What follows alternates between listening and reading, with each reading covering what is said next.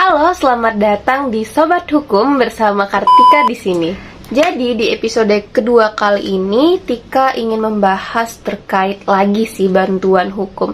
Hanya aja kali ini bantuan hukum yang ingin Tika jelasin adalah sebenarnya bantuan hukum ini diperuntukkan untuk siapa?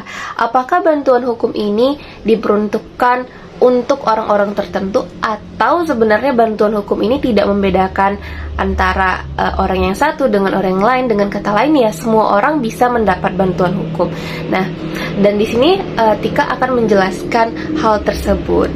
Mungkin teman-teman bertanya-tanya sih tentang hal ini kan, karena ya tahu teman-teman mungkin kalau bantuan hukum itu identik bagi mereka yang tidak memiliki akses kepada hukum sehingga perlu diberikan bantuan hukum. Namun sebenarnya tidak seperti itu. Ada beberapa hal yang lebih rinci yang harus dijelaskan terkait sebenarnya bantuan hukum ini diperuntukkan untuk siapa. Ini tergantung alirannya dan ini yang akan kita coba jelaskan. Jadi kita langsung aja ke TKP dalam hitungan 3, 2, 1.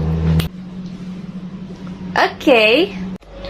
Sobat hukum, untuk memahami terkait siapakah yang bisa menjadi objek pemberian bantuan hukum, terlebih dahulu kita harus memahami terkait aliran-aliran dalam bantuan hukum. Bahwa di dalam aliran bantuan hukum itu ada 3. Yang pertama itu adalah legal aid, yang kedua adalah legal assistance, dan yang ketiga adalah legal service. Nah, aliran ini mempengaruhi terkait siapakah yang bisa diberikan bantuan hukum. Jadi yang pertama akan kita bahas adalah terkait legal aid. Jadi legal aid adalah suatu istilah ataupun terminologi yang merujuk kepada suatu sistem dalam bantuan hukum yang bantuan hukum ini diberikan secara cuma-cuma kepada mereka yang tidak memiliki uang atau kepada mereka yang miskin dan terhalang kemampuan ekonomi, sehingga agar mereka mampu untuk mengakses hukum tersebut sehingga mereka diberikan bantuan hukum secara cuma-cuma. Nah, inilah yang dinamakan dengan legal aid. Jadi legal aid ini memiliki beberapa karakteristik, yaitu adalah yang pertama, pemberian bantuan hukum secara cuma-cuma hanya untuk rakyat miskin dan untuk bertujuan membela kepentingan dan HAM rakyat kecil yang buta hukum. Lalu yang kedua adalah legal assistance. Jadi legal assistance ini adalah sebuah terminologi ataupun sebuah istilah yang digunakan untuk merujuk kepada sistem bantuan hukum, yang sistem bantuan hukum ini tidak hanya memberikan bantuan hukum secara cuma-cuma kepada si orang yang tidak mampu ataupun si miskin tadi, tapi juga legal assistance ini juga menyediakan jasa bantuan hukum kepada mereka yang mampu membayar, sehingga ruang lingkup dari legal assistance ini lebih besar ataupun lebih luas daripada legal aid tadi. Karena di sini dia menyediakan 2 jenis layanan. Yang pertama adalah pemberian bantuan hukum secara cuma-cuma kepada si miskin. Lalu juga yang kedua adalah pemberian bantuan hukum bagi mereka yang mampu membayar. Karakteristiknya adalah bahwa yang pertama adalah ruang lingkup legal assistance itu lebih besar. Lalu yang kedua, dalam legal assistance itu tidak hanya menerima layanan hukum secara cuma-cuma kepada mereka yang miskin, tetapi juga memberikan layanan bantuan hukum kepada mereka yang mampu membayar, seperti itu. Dan yang terakhir, yang ketiga, yaitu adalah legal service. Jadi legal service adalah terminologi yang digunakan untuk mendeskripsikan ataupun merujuk kepada suatu sistem bantuan hukum, di mana pada sistem hukum ini tidak hanya diberikan pelayanan hukum secara cuma-cuma kepada mereka yang miskin ataupun mereka yang tidak memiliki uang, tapi juga kepada mereka yang memiliki uang ataupun kepada mereka yang kaya. Jadi ini tidak membedakan antara si kaya dan si miskin. Pada legal service ini semua orang dapat diberikan pelayanan hukum secara gratis. Nah, kenapa sih ini terjadi? Kenapa pada legal service ini diberikan bantuan hukum secara cuma-cuma, tidak membedakan antara si kaya dan si miskin?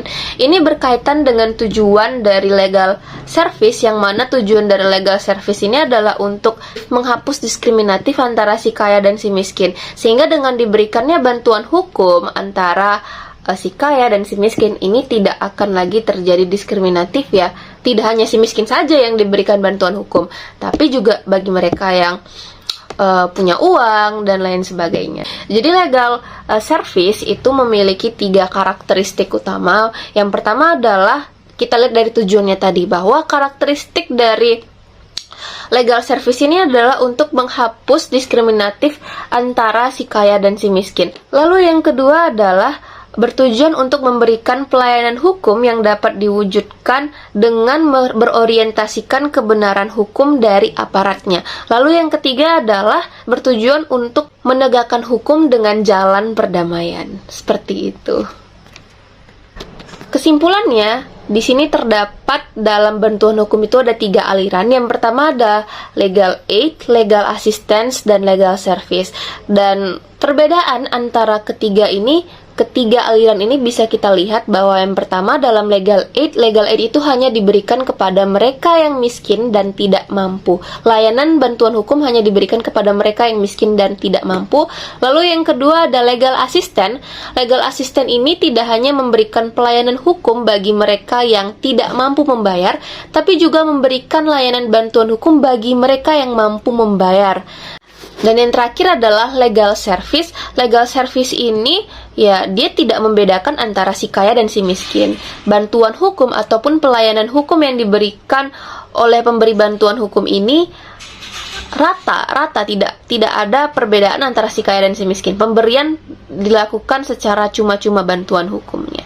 Sehingga sudah jelas terkait 3 perbedaan dari masing-masing aliran hukum ini, sehingga sudah terjawab bahwa ini bisa diperuntukkan untuk siapa saja tergantung aliran yang digunakan.